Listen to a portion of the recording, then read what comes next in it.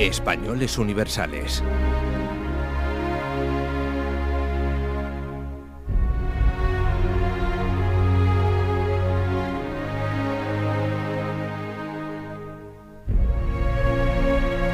Y bien, amigos, seguimos en las ondas, ya saben, cuando son justamente las 3:03 de la tarde, siempre Capicúa, o las 15:03, ya saben, como siempre, una hora menos en Canarias. Seguimos con la historia, una semanita más, la historia de España, de este país que tenemos, nuestro país, nuestra tierra, nuestra piel de toro. Y seguimos no hablando de un español universal, que podría serlo, ¿por qué no? Lo hacemos nuestro. De hecho, está en España, y no es una persona física, aunque se creó precisamente a causa de una persona física. Mito y leyenda, todo se junta, todo se une. Y ese mito y leyenda y realidad se le llama el Camino de Santiago. Y es un camino muy importante y muy interesante, porque ¿cuántos de nosotros no nos hemos prometido una vez en la vida, tengo que hacer el Camino de Santiago? Yo mismo les puedo decir que quiero hacer ese camino, porque hay promesas en las que uno presenta en la vida, son promesas que por alguna circunstancia uno hace y se dice a sí mismo, si esto ocurre, prometo hacer de peregrino, hacer ese Camino de Santiago. Y son muchos miles los que lo han hecho, ese camino. Yo todavía no, y aún me está esperando. Y me va a encontrar. Llegará el día, no lo duden, en que lo haré. Pero vamos a explicar un poquito el Camino de Santiago, el por qué, qué es el Camino de Santiago. Primero, sería muy interesante que nos paráramos a pensar qué es la peregrinación. Pues la peregrinación podrían ser muchas cosas. Es un viaje en realidad. Es un viaje a un lugar santo, en el cual pues se manifiesta de alguna manera, de un modo muy particular, la presencia de un poder sobrenatural. Desde muy antiguo, ya desde la prehistoria, han existido lugares de peregrinación. Por ejemplo, Mathura y Benares para los hindúes, el sepulcro de Confucio para los chinos, Delfos y Olimpia para el mundo helénico, Jerusalén para los hebreos, la Meca y la tumba de Mahoma en Medina para los musulmanes. Los primeros cristianos ya profesaron particular devoción a los santos lugares santificados por Jesucristo y a los santos mártires, especialmente a los más allegados al Maestro, a Pedro, Santiago, Andrés, Jerusalén, Roma y Santiago de Compostela. Jerusalén, Roma y Santiago de Compostela son los tres vértices del gran triángulo medieval, meta preferida de las peregrinaciones cristianas. En el Nuevo Testamento existen varios personajes, como el nombre de Jacobo. Este en concreto fue llamado Jacobo el Mayor. En hebreo fue llamado Jacob, en griego Jacobos, en latín Jacobus, y en las diversas lenguas españolas como Jacobo, Iago, San Yago y Santiago. La vida y milagros de Santiago el Mayor se encuentra también en los Evangelios y en los Hechos de los Apóstoles. Era hermano mayor de Juan Evangelista, también apóstol, e hijo de Zebedeo y Salomé, originarios de Betsaida, y habitaban en la cercana Cafarnaún, trabajando en el negocio familiar de pesca en las riberas del lago Genesaret. Estaban asociados con otra pareja de hermanos, Pedro y Andrés, en la industria de la pesca. Esa era su industria, donde trabajaban, en la pesca del lago, para cuyo trabajo contaban con empleados ocasionales. De este círculo de pescadores, Jesús se llevó sus 4 primeros discípulos. Ellos fueron Pedro y su hermano Andrés, Jacobo y su hermano Juan. Estos 4 discípulos acompañaron a Jesús en los primeros días de la difusión de su doctrina. Jacobo estuvo presente en el Monte de los Olivos, recibiendo de los labios de Jesús el anuncio de la destrucción del Templo de Jerusalén, de la completa ruina de la ciudad y de las catástrofes que precederán al final de los tiempos. Y fue testigo de la última aparición de Jesús en Galilea, tras su resurrección. Jacobo, junto con Pedro y Juan, fue uno de los apóstoles que tuvo una relación más íntima y especial. Y además con especial confianza era esa relación hacia Jesús, o teniendo el puesto de testigo privilegiado en los momentos más importantes. El mismo Jesús apodó a Jacobo y a Juan con el sobrenombre de hijos del trueno, seguramente por su arrojo y decisión. Jacobo aparece como una persona apasionada, capaz de ponerlo todo en juego, un hombre que arrasa por su iniciativa y por su valor. Bien, ¿quién era Santiago el Mayor? Ese apóstol Jacobo en la Hispania romana. Pues bien, tras la muerte de Jesucristo, Santiago forma parte del grupo inicial de la iglesia primitiva de Jerusalén. Los apóstoles se reparten las áreas geográficas por las que predicar, y a Santiago le corresponde Hispania y las regiones occidentales. Llegó a algún puerto de Andalucía, embarcado en cualquier carguero que surcaba la ruta comercial entre Hispania y Palestina.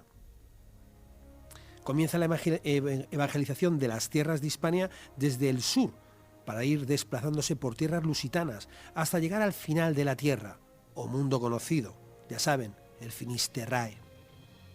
Continuó su labor dirigiéndose hacia el este peninsular, pasando por Zaragoza y zarpando de nuevo en un barco mercante hacia Jerusalén, desde la costa hispánica mediterránea.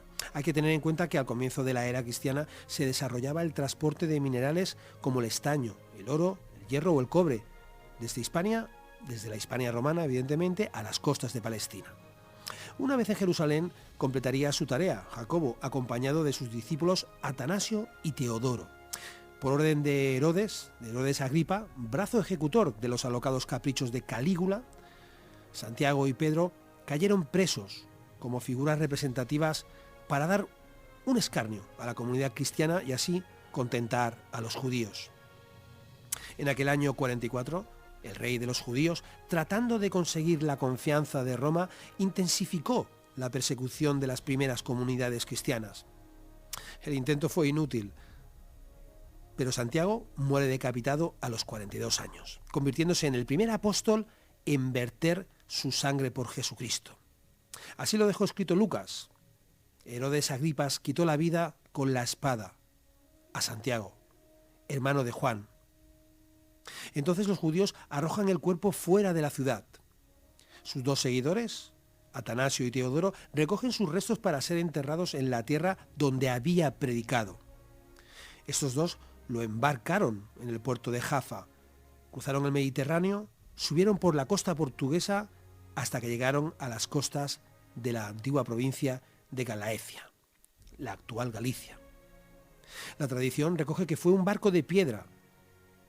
La explicación actual explica que en realidad fue un barco cargado de piedra, evidentemente, tratándose de un mercante dedicado al importante comercio del mármol y otros tipos de piedras por todo el Imperio Romano. Allí, en un pequeño asentamiento de origen romano del noroeste ibérico, llamado Iria Flavia, la actual Padrón, en la confluencia del Sar y el Ulla, en el fondo de la ría de Arousa, buscaron un lugar adecuado para dar sepultura al maestro. Cerca de allí vivía en una soberbia fortaleza celta Lupa. Los discípulos de Jacobo intentaron enterrar al apóstol en un sepulcro dentro de sus posesiones, las posesiones de Lupa, pero aquella mujer, que no fue creyente del apóstol, encerró a los dos hombres en las mazmorras, donde terminaron muriendo junto al cuerpo del santo. Más tarde, la reina, paradojas del destino, se convirtió al cristianismo y levantó entonces una cripta con una capilla en el monte Liberum Donum, en un lugar vagamente designado como Arcis Marmoricis, para dar sepultura cristiana a los restos del apóstol y sus dos discípulos. Pasaron los siglos. El mundo se olvidó de la reina celta y de aquel pequeño santuario de Iria Flavia. La península, mientras tanto, pasó por manos de varios colonizadores. Las invasiones bárbaras obligaron a los hispanos a ocultar las reliquias del santo, hasta que los musulmanes levantaron el estandarte de la media luna desde Gibraltar hasta más allá de los Pirineos, provocando un retroceso del cristianismo a los territorios francos de Aquitania y el occidente de Europa. Las tropas árabes penetraron en el sur de Galicia por los desprotegidos puertos de la cordillera pirenaica, venciendo a los ejércitos de los reyes merovingios, que no pudieron hacer nada para contener la fuerza del Islam, hasta que el duque Charles Martel, en el año 732, detuvo la ofensiva del califato omeya en la famosa batalla de Poitiers. Gran parte de la población del Al-Ándalus, no olvidarnos que Al-Ándalus, señoras y señores, no es la palabra Andalucía, sino Al-Ándalus era como designaban los musulmanes a toda la península ibérica, incluido la Lusitania, lo que es hoy en día la actual Portugal. Pues, como les decía, gran parte de la población del Al-Ándalus se convertiría a la nueva religión, mientras que los judíos y cristianos, que decidían permanecer fieles a su fe, podían seguir manteniendo ritos y creencias a cambio de un pago, el pago de un impuesto. Pero, dando un pequeñito inciso aquí, hablaremos de esas tres culturas famosas. Eso fue falso, no existieron esa unión de las tres culturas, para nada. Los cristianos y judíos tenían que pagar ese impuesto, un gran tributo, pero además estaban vistos por esa sociedad islámica musulmana como unos parias, siempre inferiores. Bien, volviendo a la península, recordemos que la península entonces estaba desconectada del resto de Europa y por tanto fuera de control del papado de Roma. Mahoma había prometido a los que diesen su vida en la Guerra Santa las más reconfortantes delicias ultraterrenas, convirtiéndose las batallas entonces en un peculiar deporte espiritual. El fanatismo produjo grandes frutos a la media luna y simétricos desastres a los descendientes de los hispano-visigodos. Además, las peregrinaciones a la Meca, que debían hacerse al menos una vez en la vida, servían para cohesionar un mundo árabe en pleno apogeo imperialista. Habría que sumar la fundación de la mezquita de Córdoba, sobre una iglesia anterior, una iglesia visigoda. Esa fundación fue hecha por Abderramán I, convirtiéndose entonces en la Meca de Occidente y un famoso lugar de peregrinaje gracias a la obtención de varias reliquias del profeta Mahoma. Entonces, Carlomagno, hijo de Pepino el Breve y nieto de Carlos Martel, Charles Martel, acaparó el poder del Imperio Franco allá en el año 768. Emprendió varias campañas bélicas por Europa y sometió a sajones, avaros, eslavos y lombardos. Declaró la guerra a los musulmanes, atravesó los Pirineos, tomó la ciudad de Pamplona y sitió Zaragoza, estableciendo la marca hispánica entre el Valle del Ebro y los Pirineos. Mientras regresaba a Francia, la retaguardia de su ejército carolingio, cayó en una emboscada de tropas vasconas, aliadas entonces de los árabes, de la dinastía de los Banu Qasi, y sufrió una terrible derrota en el paso de Roncesvalles. En la contienda murieron el famoso caballero Roldán y los 12 pares de Francia, una gesta épica narrada en la obra literaria Chanson du Roland, que sirvió de inspiración a una parte importante del simbolismo del Camino de Santiago. Ya en la Navidad del año 800, el Papa León III coronaba a Carlomagno Imperator Romanorum en una espectacular ceremonia. La elección del nuevo jefe político y religioso del Imperio Occidental culminaba un paulatino proceso de ruptura entre el papado y Bizancio, comenzando una etapa de esplendor para el arraigo del cristianismo en el occidente europeo, denominado Renacimiento carolingio, una etapa que coincide con un resurgimiento de las artes y las ciencias y la construcción de bibliotecas, escuelas y obras arquitectónicas. Carlomagno murió en el año 814, un año después del hallazgo de los restos del apóstol Jacobo en la costa gallega, y el mundo cristiano comenzó entonces un imparable proceso de desintegración. El territorio cayó bajo el dominio de la nobleza feudal y no cesaban las invasiones y saqueos de los pueblos normandos desde el norte, eslavos y mongoles por el este, y sarracenos desde la península ibérica del extinto reino hispano-visigodo.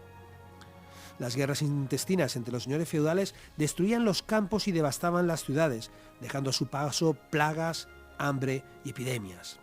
Era necesario un acontecimiento que levantara el ánimo y la fe de una Europa barrida por la miseria. A principios del siglo IX, un monje ermitaño llamado Pelagio acudió a Teodomiro, obispo de Iria Flavia, ¿recuerdan? Iria Flavia, donde estaban enterrados los restos de Jacobo, de Santiago. Pues bien, como les decía, este monje ermitano llamado Pelagio acudió a Teodomiro, obispo entonces de Iria Flavia, contando un extraño fenómeno que presenció en un monte cercano llamado Libredón. Según la leyenda, el ermitaño, Pelayo, había avistado luces provenientes de estrellas y se escuchaban voces angelicales en el lugar sagrado. Teodomiro ordenó entonces investigar el terreno y aparecieron, sí, las ruinas de una capilla y un sepulcro romano de mármol blanco, con los restos del apóstol Jacobo y sus 2 discípulos. Se trataba del Arca Marmeria. Eso ocurría en el año 813. El obispo Teodomiro abandona entonces Siria Flavia e instala en Compostela su sede episcopal de forma temporal y allí reside hasta su muerte. Para que no lo sepan, Compostela es el actual sitio, la parte final de ese recorrido del Camino de Santiago. Ese hallazgo fue un hecho trascendental que deslumbró y conmovió profundamente a los pueblos del occidente medieval. Deslumbró a toda Europa. El cristianismo ya tenía un mito por quien luchar, Santiago, y en un lugar, además, para venerarle, Compostela, que significa Campus Stellae, o campo de estrellas, o según algunas fuentes Compositum, que quiere decir cementerio, pero los expertos seguían más por la de campo de estrellas, Campus Stellae. El Papa León III entonces avaló el hallazgo, según lo contara en 1077 la Concordia de Altares, el primer testigo de los hechos. Desde este momento queda establecida oficialmente la tumba del apóstol en aquel mágico lugar cercano al Cabo de Finisterre, punto situado en el extremo occidental de Europa.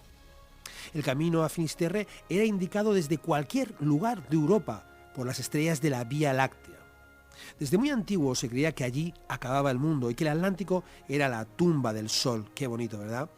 Posiblemente estos hechos geográficos y astronómicos ayudaron a reforzar el magnetismo y el misterio que desde entonces provocó en millones de almas la ruta jacobea. Las primeras noticias sobre la vinculación del apóstol con el territorio peninsular habían sido ya defendidas por numerosos autores grecolatinos durante los siglos VI y VII, es decir, mucho antes de que se produjera el sorprendente descubrimiento de su sepulcro en Galicia. El hallazgo constituía el final lógico de una tradición oral y escrita, recogida en algunos beatos y códices, que tras la muerte de Jesucristo ubicaba a Santiago el Mayor como evangelizador en tierras de la antigua Hispania, y que fue enterrado en Galicia. Las afirmaciones de San Jerónimo ratifican que fue establecido al disponerse la salida de los apóstoles hacia todos los rumbos de la tierra, que al morir, cada uno descansaría en la provincia donde había predicado el Evangelio. Posteriormente, el Brevarium Apostolorum, Brevario de los Apóstoles, texto redactado hacia el año 650 a partir de fuentes bizantinas, recoge la predicación de Santiago en Hispania y en regiones occidentales y de su enterramiento en el Arca Marmárica. La invasión árabe y los tumultuosos cambios políticos, sociales y religiosos que acarrearon en el país silencian durante un tiempo la incipiente tradición jacobea en España. Pronto resurge la tradición escrita, cuando hacia el año 776 el asturiano Beato de Liébana escribe en su comentario al Apocalipsis de San Juan lo siguiente: «Oh apóstol, dignísimo y santísimo, cabeza refulgente y dorada de España, defensor poderoso y patrono nuestro». Los textos firmados por el anglosajón Beda Venerabilis, o sea, Beda el Venerable, a principios del siglo VIII, describieron con meticulosa precisión la localización exacta del cuerpo del apóstol en Galicia. Tras el hallazgo, la noticia se propagó por toda la cristiandad europea y recogida además en diversos documentos. León XIII informa al mundo del descubrimiento en una epístola. Un informe efectuado por el rey asturiano Alfonso II al pueblo y clero de Tours en 906, supuso un revulsivo para su conocimiento en la cristiandad europea. Y en 914, el obispo Sisnando I envió un documento al monasterio de San Sebastián de Pico Sagro. En la España islámica también se conoció la noticia. Ya entonces el poeta árabe Al-Ghazal llamó en el año 845 a Compostela la Kaaba de los cristianos. El primer relato extenso que se conserva sobre el hallazgo es la Concordia de Antealtares, escrito en 1077, en la que se narra cómo hacia el año 820-834 un eremita llamado Pelayo presenció en las inmediaciones de Solovió, en el bosque de Libredón, una serie de prodigiosos fenómenos luminosos, o lluvias de estrellas, y apariciones angélicas. Todo ello, se afirma, era la prueba inequívoca de que allí reposaban los míticos restos del apóstol Santiago.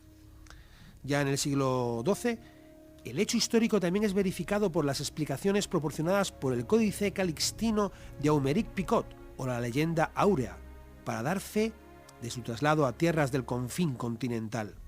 El final de la tierra, ya saben, Finis Terrae. La guía del peregrino de Santiago de Compostela, recogida en el Códice Calixtino, dio una gran propaganda a la ciudad, siendo la primera guía turística escrita en tierras cristianas. Fíjense, un país turístico como España, y su primera guía turística en tierras cristianas fue ese códice calixtino. La bula Regis Aeterni, concedida por el Papa Alejandro III en el año 1179, confirma la concesión del privilegio de jubileo a Compostela por el Papa Calixto II, allá por el año 1120, por lo que serán años santos compostelanos o años jubilares, todos aquellos en los que el día 25 de julio, día de Santiago, coincida en domingo. Compostela aventaja claramente a la propia Roma en este aspecto. Allí los años jubilares suelen coincidir cada 25 años. En Compostela, cada 6. Aquella bula papal también concede el perdón de los pecados a todos los peregrinos que en Año Santo concluyan la ruta desde su lugar de origen a la ciudad santa y en su catedral presenciasen alguna misa. En fin, numerosas relaciones de monjes y personas importantes, códices e himnos, brevarios de Braga, Lugo, Orense, Zamora, Burgos y otros realizan una gran labor publicitaria de la aparición y su peregrinación. Los estudios arqueológicos del reciente siglo pasado han arrojado más luz sobre la tumba y el culto sepulcral a Santiago el Mayor durante los primeros 9 siglos de la era cristiana. Las excavaciones realizadas en el subsuelo de la Catedral de Santiago de Compostela han permitido situar el mausoleo dentro de una necrópolis cristiana, romana y germánica, entre los siglos I y VII. Todos estos datos han ayudado a aclarar, unir y armonizar los datos inconexos de la tradición compostolana. Por otra parte, San Pablo en su epístola a los romanos, escrita hacia el año 58, tras decir que pensaba predicar donde no lo habían hecho otros, Romanos 15, expresaba su deseo de hacerlo en Hispania. Aunque cuando Jesús dijo a sus discípulos que tenían que ser sus testigos hasta los extremos de la tierra, muchos han identificado uno de los extremos de la tierra con Finisterre. En fin, señores, yo les digo que a quien quiera creer, que crea. Y a quien quiera hacer el camino, que lo haga. Ya saben, hacer el camino significa estar en paz con uno mismo, conocer y conocerse, cumplir una promesa. Aquí lo único que les prometemos, como siempre, es que siempre les vamos a dar noticia de un español universal. En este caso, Santiago, Jacobo, nuestro patrón, un camino universal.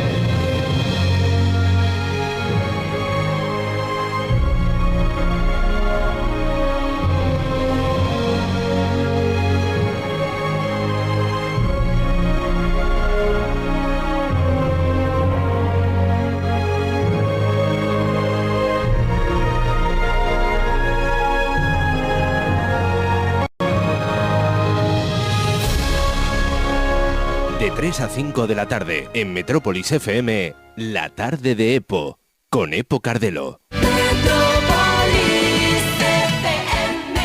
Metrópolis FM, Región de Murcia.